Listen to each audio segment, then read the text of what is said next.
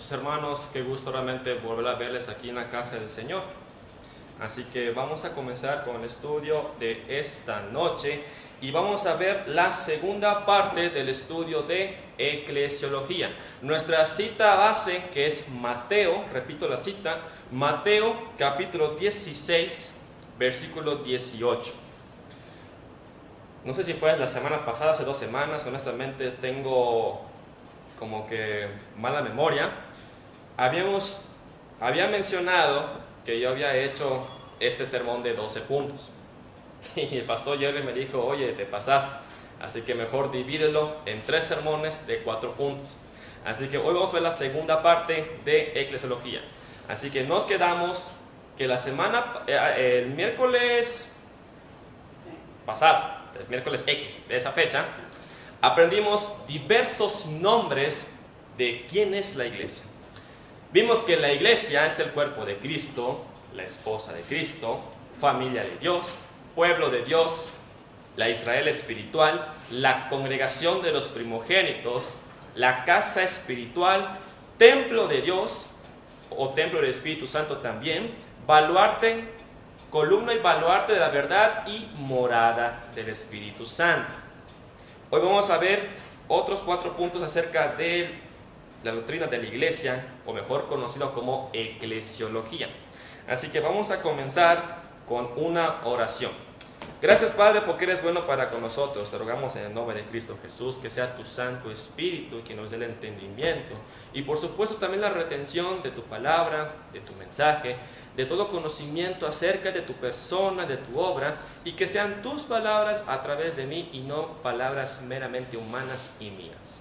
Aquellos que están en camino, quieras traerlos con bien para que puedan gozarse, regocijarse aquí con los hermanos, con la iglesia y poder seguir conociendo y aprendiendo más acerca de ti. Gracias porque eres bueno en Cristo Jesús. Amén. Bien. Entonces repito la cita, Mateo capítulo 16, versículo 18. Y bien, y comenzamos con esto. ¿Cuántas iglesias son? Continuamos con la segunda parte de eclesiología. ¿Cuántas iglesias son? Solamente es una. Única y la verdadera, que es la iglesia de Cristo. Es la única iglesia. Ahora, por supuesto, podrán haber otros tipos de iglesias, porque recuerden que la palabra iglesia en el griego original significa solamente los llamados afuera, y que luego, tras el tiempo, se han estado adaptando otros significados como asamblea, una reunión de personas, una congregación. Entonces vimos que la palabra iglesia no necesariamente se refiere a algo religioso. Con que haya una simple reunión de personas es más que suficiente como para llamarse o denominarse iglesia. Ahora, el cuerpo real de Cristo solamente es un cuerpo. Seremos muchos miembros alrededor del mundo entero, pero solamente es una iglesia y nada más que una, que es la verdadera. Por supuesto existe la iglesia de los testigos de Jehová, la iglesia de los mormones, la iglesia católica romana, la iglesia satánica, entre otras cosas, pero esos no son y no forman parte del cuerpo de Cristo. Son solamente congregaciones y reuniones de sectas y de otras religiones. Pero recuerden, solamente es un solo cuerpo, la verdadera iglesia y nada más. Quien lo componen, los que son verdaderamente salvos en Cristo Jesús. Vamos a ver qué nos dice 2 Corintios 12:12. Acompáñenme por favor a ver 2 Corintios 12:12 y de aquí que aparezca en mi Biblia porque... Ok, 12:12 dice de la siguiente forma: con todo, las señales de apóstol han sido hechas entre vosotros en toda paciencia. ¿Qué onda?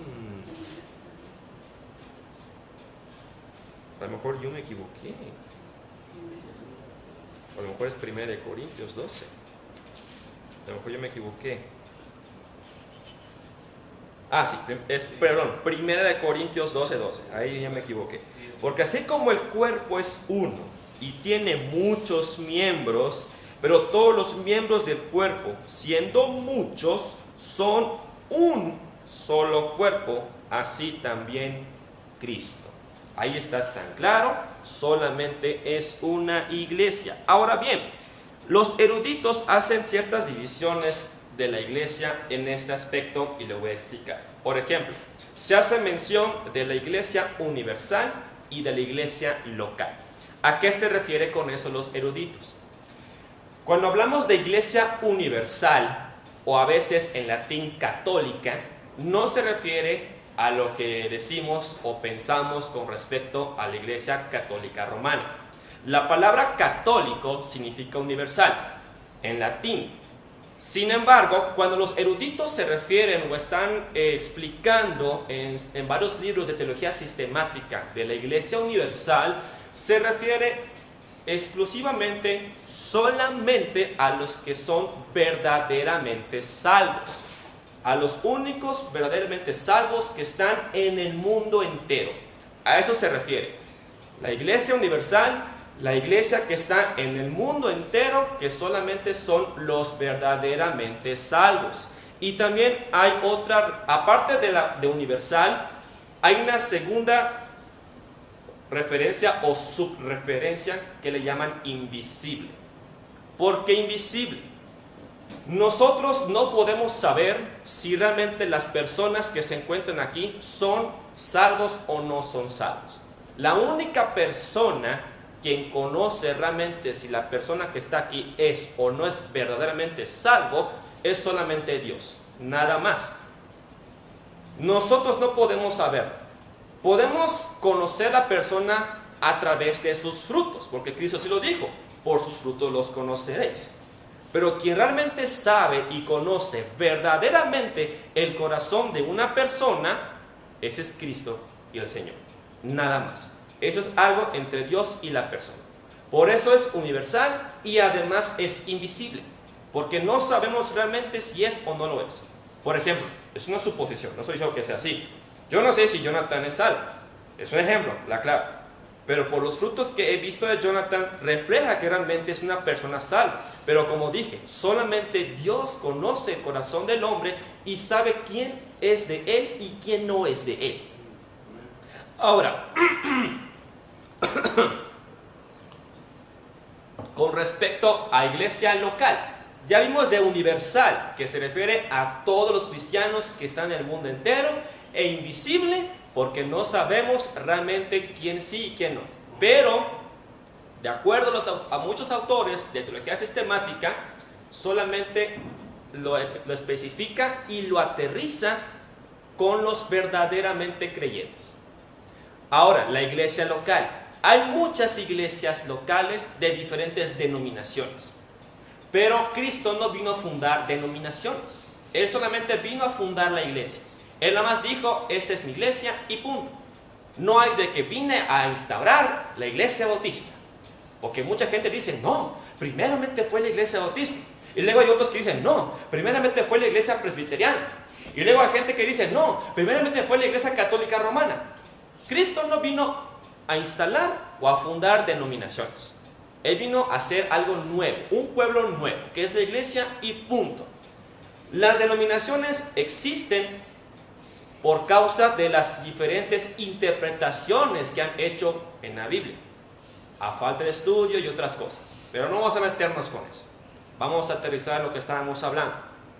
Con respecto a la iglesia local, hay muchas iglesias locales. Esta es una iglesia local, pero además, como una subdivisión, está como visible. ¿Por qué visible? Porque podemos ver a los congregantes. Pero recuerden, a pesar de que es local y que podemos ver a los congregantes que están aquí, no podemos realmente saber quién es realmente de la iglesia y quién no lo es. Porque la iglesia, aunque localmente se puede ver, pero la iglesia visiblemente está compuesto tanto de creyentes verdaderos como no creyentes o profesantes. Repito, la iglesia local son muchas. Aunque haya muchas iglesias locales, juntas y todas forman una sola iglesia en Cristo, porque solamente es una, la universal. Visiblemente podemos vernos. Yo no sé, yo no conozco el corazón de la persona, Dios lo sabe, pero visiblemente la iglesia está compuesta tanto de creyentes como no creyentes. Solamente Dios sabe quién es verdaderamente creyente. Y los que son verdaderamente creyentes forman la verdaderamente iglesia de Cristo. La verdadera iglesia de Cristo, les dije mal. Los no creyentes no forman parte de la verdadera iglesia de Cristo porque no han sido regenerados, no han sido salvos. Lo aclaro, solamente están acá, solamente están presentes. Pero debe haber realmente un cambio, una regeneración por parte del Espíritu Santo para que sea el Espíritu quien lo integre al cuerpo de Cristo y forme parte del cuerpo de Cristo. De lo contrario, solamente es una persona que está calentando banca. Así. Es lamentable, pero sí. Pero pues, Dios quiere tener misericordia de la gente para que realmente, si es una persona que solamente es profesante, se rinda a los pies de Cristo Jesús y llega a formar parte del cuerpo de Cristo, que es la iglesia verdadera. Bien. ¿Hasta aquí todo bien? Sí. Excelente. Siguiente pregunta es, ¿quiénes componen la iglesia? Bien, la iglesia se compone al menos de 3 tipos de personas. Están los pastores, los diáconos y las ovejas o la gente normal. Digo entre comillas normal porque no hay un cargo como tal. No se vayan a ofender de que es que me dijo que soy una persona normal. Lo hago entre comillas para que la gente no se ofenda. Repito, pastores, diáconos y congregantes normales. Al menos son esos 3 que muchos eruditos mencionan o enfatizan. Hay otros eruditos que solamente dicen que se componen de 4, porque también agregan lo que viene siendo los ancianos y luego hacen una separación de pastores. Otros lo amplían más. Pero en términos generales están los pastores, los diáconos y las ovejas normales. Aunque en teoría y verdaderamente, tanto pastores como diáconos, todos somos ovejas normales. Todos somos ovejas. Todos. No porque sea pastor va a ser una super oveja. Sí, porque hay gente que piensa así, que dice, el pastor es una super oveja, él es diferente de todo el rebaño. No, el pastor forma parte del rebaño. Por supuesto, tiene una tarea. Ahorita vamos a discutir esto. Pero el pastor y el diácono también forman parte del rebaño. Forman parte de las ovejas. Forman parte de la grey de Dios. Muy bien. Ahora, el obispo. Vamos a ver en 1 de Timoteo, por favor. Acompáñenme. 1 de Timoteo 3. 1 de Timoteo 3 del 1 al 7. Bueno, 1 de Timoteo 3 del 1 al 7 dice, palabra fiel. Si alguno anhela obispado, buena obra desea. Pero es necesario que el obispo sea irreprensible, marido de una sola mujer, sobrio, prudente, decoroso, hospedador, apto para enseñar, no dado al vino, no pendenciero, no codicioso de ganancias deshonestas, sino amable, apacible, no avaro, que gobierne bien su casa, que tenga a sus hijos en sujeción con toda honestidad. Pues el que no sabe gobernar su propia casa, ¿cómo cuidará de la iglesia de Dios? No un neófito, no sea que envaneciéndose caiga en la condenación del diablo. También es necesario que tenga buen testimonio de los de afuera, para que no caiga en descrédito y en lazo del diablo. Ahora vámonos a Tito, enlazando y completando esto con Tito capítulo 1 del 5 al 9 dice, por esta causa te dejé en Creta para que corrigieses lo deficiente y establecieses ancianos en cada ciudad, así como yo te mandé. El que fuere irreprensible, marido de una sola mujer y tenga hijos creyentes que no estén acusados de disolución y de rebeldía. Porque es necesario que el obispo sea irreprensible como administrador de Dios, no soberbio, no iracundo, no dado al vino, no pendenciero, no codicioso de ganancias deshonestas, sino hospedador, amante de lo bueno, sobrio, justo, santo, dueño de sí mismo, retenedor de la palabra fiel, tal como ha sido enseñada, para que también pueda exhortar con sana enseñanza y convencer a los que contradicen. Si nos damos cuenta, en estos versículos que se acaba de mencionar, se hace mención de dos personas, obispo y anciano. Son las dos palabras que se enfatizan muchísimo tanto en 1 Timoteo como en Tito. Ahora se preguntarán, obispo y pastor, ¿es lo mismo? Sí, es la misma persona. Son diferentes palabras, por supuesto, y lo voy a explicar en un momento. Pero es la misma persona. Tanto obispo como pastor son la misma persona y también anciano. Voy a explicar. Algo muy interesante de la palabra obispo, que es del griego episcopo, significa supervisor, protector, guardián, administrador. Eso significa la palabra obispo. Lo interesante de esta palabra es cómo lo utiliza la cultura griega. De acuerdo a la cultura griega, esta palabra no significa meramente a algo religioso. Puede ser algo tanto secular como religioso.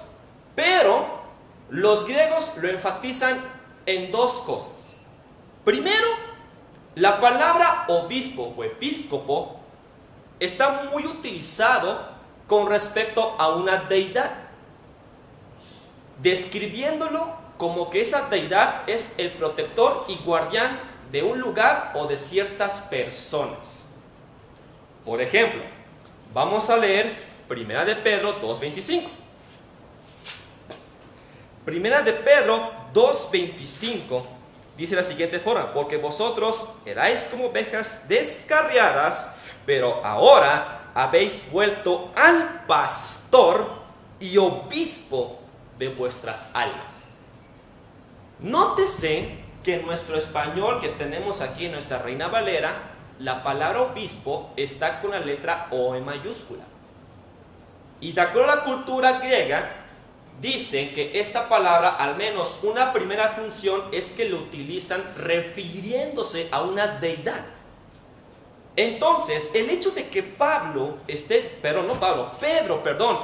diciendo obispo con O mayúscula y aterrizándolo con Cristo Jesús, lo está reconociendo como Dios.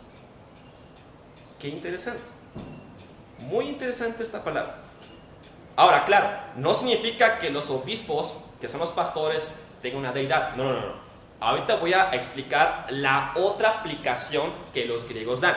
Esa es la primera aplicación. La segunda aplicación para que los griegos usen esta palabra, en términos sencillos, significa un servidor público. En pocas palabras. Por ejemplo, se supone, porque pues las cosas, pues por lo que se ven, no son así. Políticos, senadores, presidentes y todo lo que es con respecto al gobierno, se supone que son servidores públicos. Están para servir ¿a quién? Al pueblo. Están para servir a la nación. Pero lamentablemente esta gente se pone en su caballo, se pone en su trono y se creen gobernantes y soberanos de la tierra. Lamentablemente. Pero no es así. Porque de acuerdo a la cultura griega, el primer uso o aplicación que usan la palabra obispo es con respecto a una deidad. Con respecto al humano, se refiere a un servidor público. Una persona que ha sido enviado por el gobierno para supervisar cómo se encuentra cierto lugar que es del dominio de ese gobierno. Para saber qué es lo que falta, qué necesidades hay. Y para que también esa persona, ese servidor público, esté guiando y esté cuidando, protegiendo y administrando ese lugar al cual le fue enviado. Entonces, un pastor técnicamente es un servidor de la iglesia.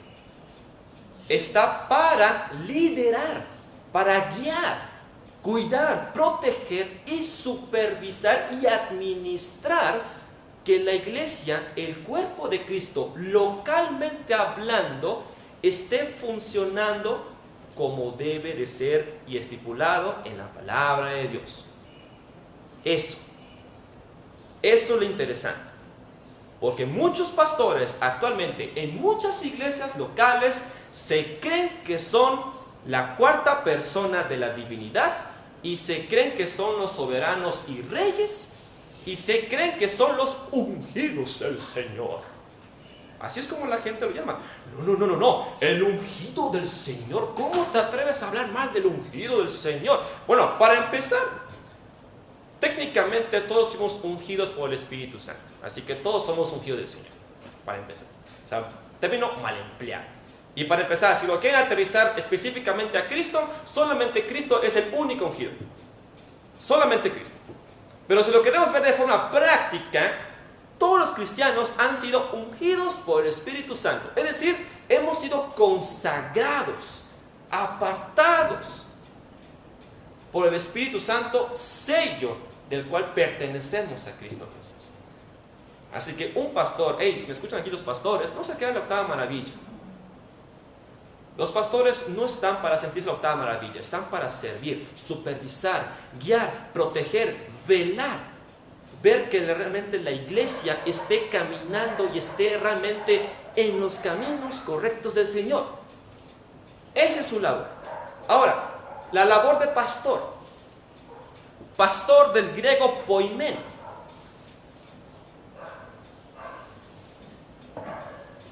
La palabra pastor viene de un oficio de que se dedica a cuidar animales, que en este caso es un rebaño de ovejas.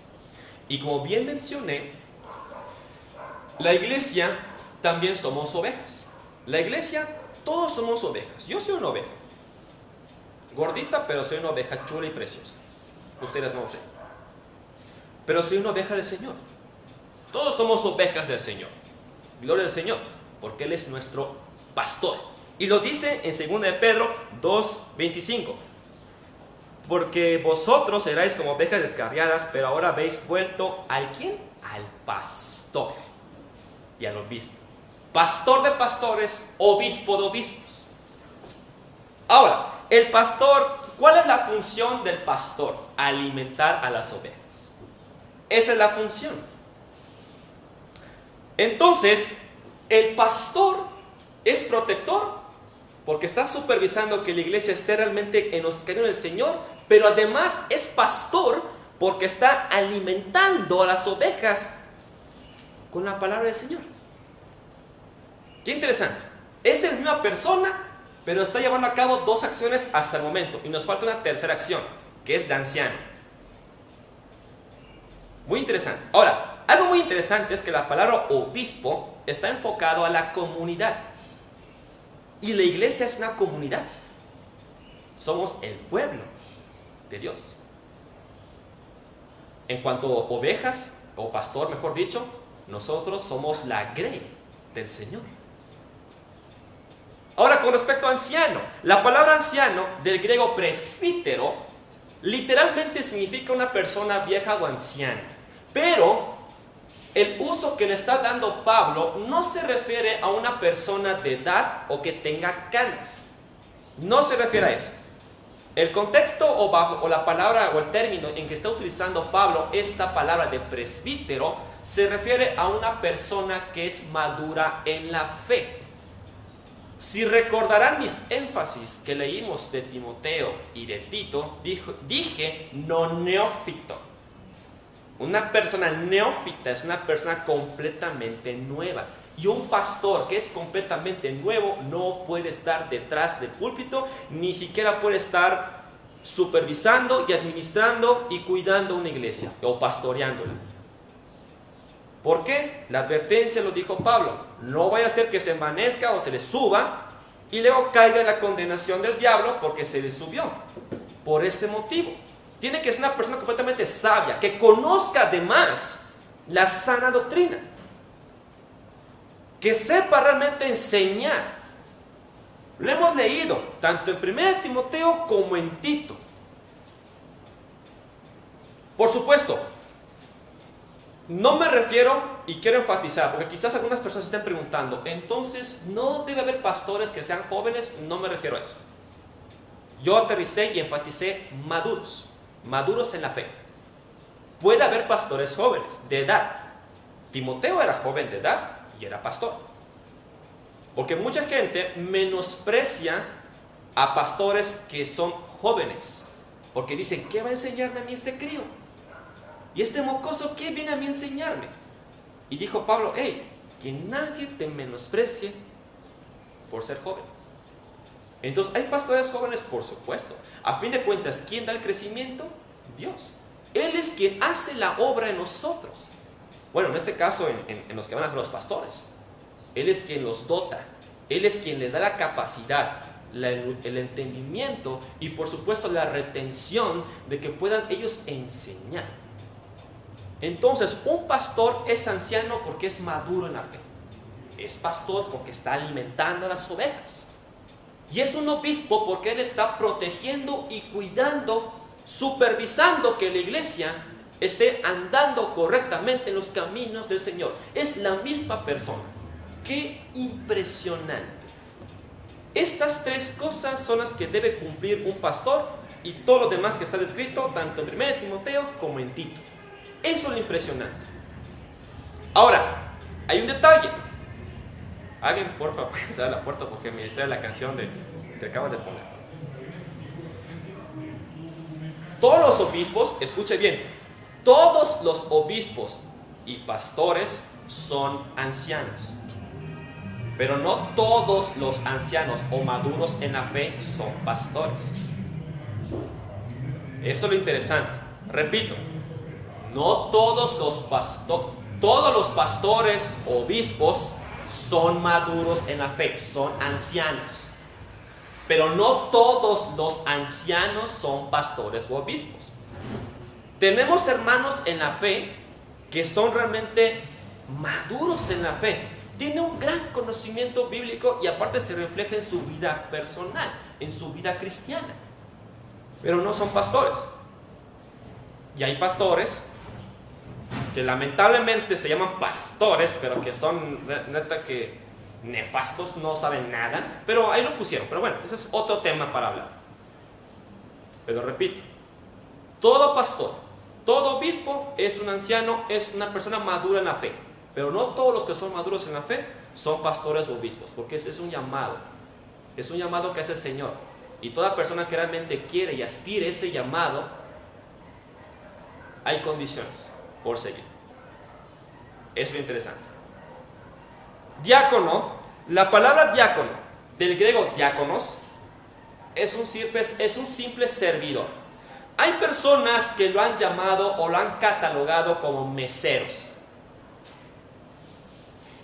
Yo en lo personal, para mí suena un poco ofensivo, pero esas personas, el propósito de un diácono es para atender las necesidades físicas que hay en la iglesia. Eso fue el razón o el propósito por el cual en la primera iglesia de Jerusalén estaban buscando diáconos, porque había un problema con la distribución de alimentos con las viudas, tanto de judíos como de los gentiles. Y Pedro y otros dijeron, no es justo que nosotros hagamos toda la chamba. No es justo que nosotros también nos dediquemos tanto a la oración como al estudio y la repartición de lo físico. Pongan ustedes, escojan ustedes iglesia. Acá está el detalle. El pastor no es gobernante, es parte de la iglesia. La iglesia es quien toma las decisiones. Decidan y escojan personas para que hagan esta labor. Y es ahí donde surgen los diáconos.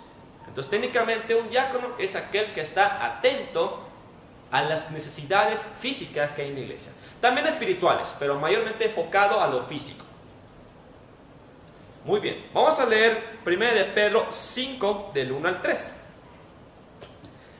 Dice, ruego a los ancianos que estén entre vosotros, yo anciano también con ellos y testigo de los padecimientos de Cristo, que soy también participante de la gloria que será revelada, apacentar la grey de Dios que está entre vosotros, cuidando de ella, no por fuerza, sino voluntariamente, no por ganancia deshonesta, sino con ánimo pronto, no como teniendo señorío sobre los que están a vuestro cuidado, sino siendo ejemplos de la grey. Si analizamos las palabras que están en estos 3 versículos, vamos a ver primeramente que dice apacentar, del griego poimen, que es de pastor. Y luego menciona la grey, las ovejas. Y luego menciona que debemos tener cuidado de ellos, de griego de obispo, un derivado de episcopar, que es proteger, velar. Estamos viendo además que dijo que él es anciano, es maduro. Aquí están las tres. Eso es lo increíble, lo interesante. Así que no se olviden, un pastor es una persona madura en la fe, alguien que alimenta a la iglesia con la palabra del Señor y que vela, la protege del error y que se está realmente preocupando y vigilando, supervisando que realmente esté en los caminos correctos del Señor, en la sana doctrina. Wow, impresionante. Así que no se les olvide. ¿Cuál es el propósito de la iglesia? Bien, el propósito de la iglesia son varios. Vamos a ir viendo algunos. Para empezar, como bien mencioné el miércoles X, así lo voy a llamar, el miércoles X, porque no me acuerdo qué miércoles fue, había mencionado que la iglesia fue quien reemplazó a Israel con respecto a su misión de anunciar las buenas nuevas. Repito, fue reemplazado con respecto a su función o misión, porque Israel está completamente en pausa hasta la fecha. Sigue siendo el pueblo de Dios, pero está en pausa y será reanudada en los 7 años de tribulación, cuando Dios se va a encargar personalmente de Israel. Pero por lo pronto, la iglesia es quien tiene esa misión de ir y anunciar las buenas nuevas y hacer discípulos. Esa es la misión de la iglesia. Entonces, como primero propósito es evangelizar, hacer discípulos, anunciar el evangelio, las buenas nuevas, anunciar a la gente, al mundo entero, quién es Cristo Jesús. Ese es nuestro objetivo principal. Hay otros, vamos a ir viéndolos. Por ejemplo, está la Gran Comisión, en Hechos 1:8 y en Mateo 28:19. Ahí lo pueden ver. Como otro propósito de la iglesia está glorificar a Dios, glorificar el nombre del Señor. Vamos a verlo en Efesios 1. Acompáñenme en Efesios 1, por favor.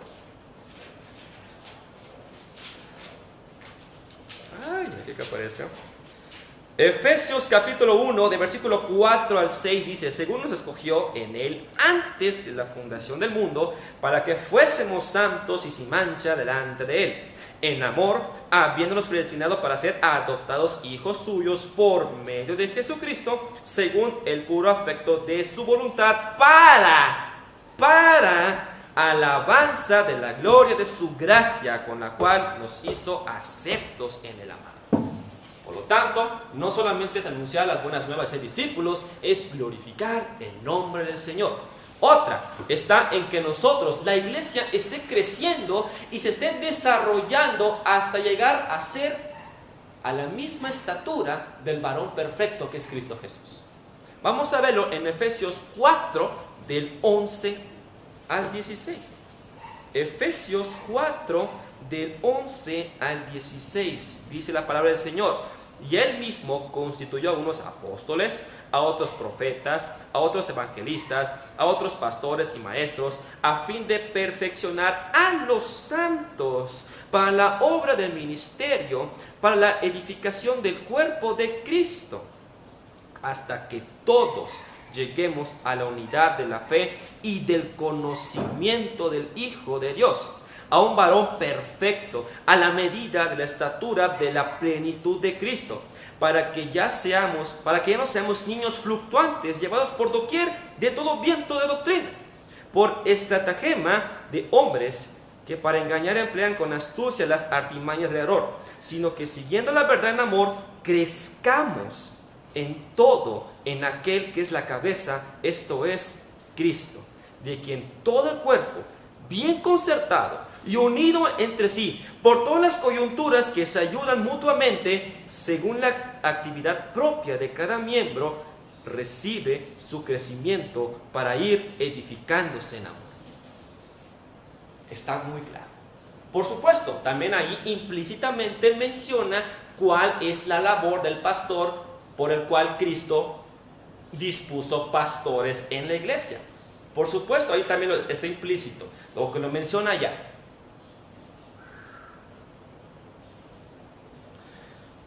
Otro propósito está frenar la maldad. Aquí se hace también, hago mención así de forma superficial de que tanto la iglesia como el Espíritu Santo son los que están frenando la plenitud del pecado en el mundo. No estoy diciendo que está frenando el pecado en el sentido que no va a haber, sino que estoy diciendo que está como que frenando para que no se haga una erupción enorme, una manifestación plena del pecado. A eso me refiero. La iglesia está reteniendo, así como el Espíritu Santo también. Eso lo pueden ver en 2 Tesalonicenses 2, del 6 al 7. Vamos a ver. 2 Tesalonicenses 2, 6 al 7. Y ahora vosotros sabéis lo que lo detiene, a fin de que a su debido tiempo se manifieste. Porque ya está en acción el ministerio de la iniquidad, solo que hay quien al presente lo detiene hasta que él a su vez se ha quitado del medio. Muy bien, aquí con respecto a estos versículos hay mucho debate, en el sentido de quién es el que está en medio. Hay gente que apoya que es solamente la iglesia, por lo que luego será arrebatada, y otros dicen que es el Espíritu Santo que está frenando. Pero recuerden, el Espíritu Santo no se va, sigue aquí y seguirá estando en la tribulación. Solamente hace así, me hago un lado y pasa el pecado. Son los debates que hay.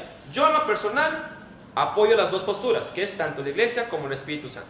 La iglesia en el sentido de que será arrebatada, y el Espíritu Santo de que solamente se hace un lado y que se manifieste todo lo que tenga que manifestarse respecto al pecado. Repito, mi postura. Si ustedes dicen, no, solamente la iglesia, lo respeto. Si dicen, no, solamente el Espíritu Santo, adelante. Pero yo estoy recalcando que es mi postura. Muy bien. Entonces la iglesia hace un freno junto con el Espíritu Santo para que no se manifieste en plenitud el pecado. Porque en la tribulación, sobre todo en la sección de la gran tribulación, que es la mitad de los 7 años, ahí va a estar el pecado a todo lo que da. A todo lo que da. Así horrible. Bien. Siguiente punto, y para terminar, ¿cuáles son las ordenanzas? ¿O cuántas son? Solamente son 2 ordenanzas, únicamente 2. El bautismo por inmersión y la cena del Señor. Solamente 2.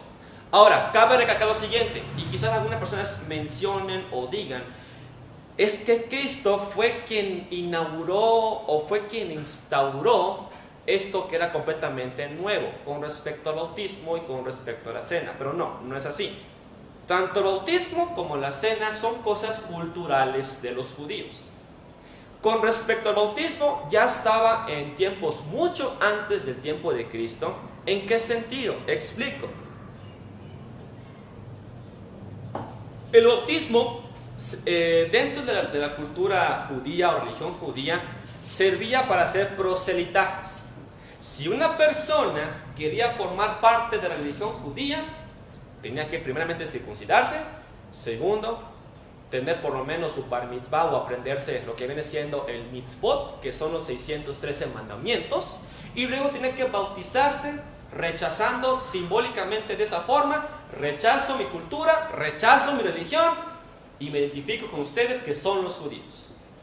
Eso era el término cultural, que Cristo también la adoptó, pero con un simbolismo muy interesante y que está en la Biblia y que lo podemos ver en Romanos 6 del 3 al 4. Este simbolismo del bautismo es que nosotros nos estamos identificando con la persona de Cristo Jesús en su muerte y en su resurrección. Morimos, nuestros pecados se mueren y resucitamos en vida. El Espíritu Santo es quien nos da la vida, así como Cristo resucitó, porque el Espíritu Santo lo resucitó y le dio vida. Ahí lo pueden ver. El segundo, la cena del Señor. La cena del Señor también es otra cosa cultural de los judíos, en el sentido de matrimonio. El pastor Jerry explicó hace, si no me equivoco, 2 semanas, o fue el domingo pasado, no recuerdo, tengo mala memoria, pero él mencionó que que la forma de proponer matrimonio a una persona no era entregar un anillo, porque en aquel tiempo no había anillos. Así como aquí actualmente, para proponer matrimonio utilizamos un anillo, bueno, utilizan porque yo no he propuesto matrimonio, la aclaro, los que ya se casaron y los que están pronto a casarse. Entonces, la gente o la persona agarra el anillo y le dice: hija tan chula, ¿quieres casarte conmigo? Y la chava dice: sí, claro, le entro, vamos. En los tiempos de los judíos o la cultura judía no usaban un anillo, ellos utilizaban una copa. El varón daba la copa a la mujer con la que quería casarse, y si la mujer tomaba de la copa y bebía, estaba aceptando el compromiso de aceptarse con esa persona, y luego firmaban el acta de desposamiento. Y posteriormente el varón se iba lejos, dejaba a su esposa porque iba a buscar fortuna, dinero, poner casa, tener cierta riqueza material para poder sostener a la mujer. Si no, pues del amor no se vive. Hay una frase que me dijo un amigo: cuando el dinero no entra por la puerta, el amor sale por la ventana. Así que ciertamente el hombre se va a hacer fortuna y el papá es quien dice: ya estás listo, ya tienes todo, ahora ve por tu mujer. Y se hace una procesión hermosa en la cual tanto el novio como la novia se visten como de reyes y están para poder consumar, o mejor dicho, la ceremonia del casamiento, y posterior a la ceremonia del casamiento es la consumación del matrimonio. Entonces la cena del Señor, culturalmente hablando, se refiere al desposamiento, en el que la iglesia está desposada con Cristo Jesús. Pero el símbolo al que se le da en la Biblia con respecto a la Santa Cena se refiere a hacer una memoria de la muerte de Cristo y que Él volverá. Todas las veces que bebieres de esta copa, la muerte del Señor anunciáis hasta que Él vuelva. Ese simbolismo. Eso lo pueden ver en 1 Corintios 11, del 23 al 26. ¡Qué hermoso! Esas son las dos ordenanzas que tenemos: el bautismo y la cena del Señor. ¿Qué ven? Así como en los pactos, hasta el momento no identifico cuál es la señal del pacto palestino y del pacto davídico, no lo identifico. Pero al menos en el pacto mosaico, la señal que tenían era el sábado, el Shabbat. La señal que tenía en el pacto noéico era el arco iris. La señal que tenía Abraham en el pacto abrámico era la circuncisión. Y nosotros en el nuevo pacto tenemos dos señales: el bautismo y la cena del Señor. Precioso. Hermoso. Así que gloria al Señor de que formamos parte de este cuerpo maravilloso que es la iglesia, el cuerpo de Cristo, y gloria al Señor que realmente somos sus ovejas. Así que no olviden que un pastor es un servidor público, no en el sentido de política o en el sentido del Senado, sino en el sentido de que está para servir, cuidar, proteger a la iglesia, apacentarla, y que debe ser maduro en la fe. Así que si alguien aspira a ser pastor alguna vez en su vida, recuerde, debe cumplir requisitos tanto de 1 Timoteo como en Tito. Debe ser una persona madura en la fe y que realmente quiera alimentar a la grey del Señor y quiera proteger a la iglesia. No olvidemos eso. Gracias a Dios porque somos parte de la iglesia. Vamos a orar. Gracias, Padre mío, porque eres bueno para con nosotros. Gloria a tu nombre. Gracias porque tú nos has hecho hijos tuyos, parte de tu pueblo santo. Somos tu iglesia. Gloria a tu nombre. Deseamos, queremos, Señor mío, que tu mensaje, tu evangelio sea anunciado a las naciones y que a su debido tiempo, Señor mío, estas personas crean en ti, se rindan ante Cristo Jesús y puedan formar parte de la iglesia, de este pueblo tan hermoso y bello que es tu iglesia. Gracias damos en el nombre de Cristo Jesús. Amén.